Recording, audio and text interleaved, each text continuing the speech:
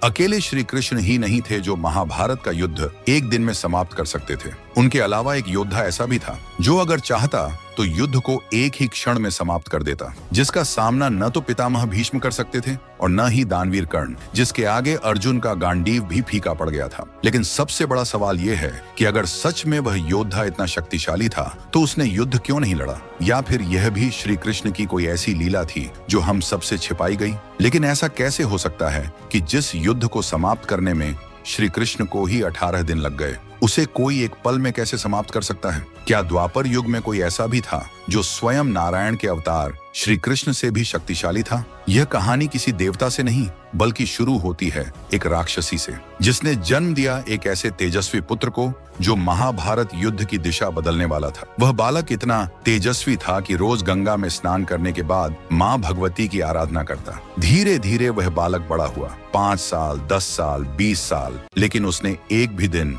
माँ भगवती की आराधना नहीं छोड़ी। बिना किसी फल की इच्छा, बिना किसी लोभ के उसने अपनी पूरी जिंदगी पूजा और आराधना करने में लगा दी। उसी भक्ति से प्रसन्न होकर माँ भगवती उसके सामने प्रकट हुई और वरदान में उसे अमोघ तीर दिए जो कभी अपना निशाना नहीं चूकते। अगर वह उन तीरों का उपयोग महाभारत युद्ध में करता तो माँ भगवती के आशीर्वाद के अनुसार विध्वंस निश्चित था। इसलिए श्री कृष्ण ने धर्म का विनाश न हो इसलिए उससे उसका शीश दान में मांग लिया और आशीर्वाद दिया कि आप कलयुग के सबसे बड़े भगवान माने जाओगे। क्या आपको उस योद्धा का नाम पता है? तो कमेंट करके बताइए।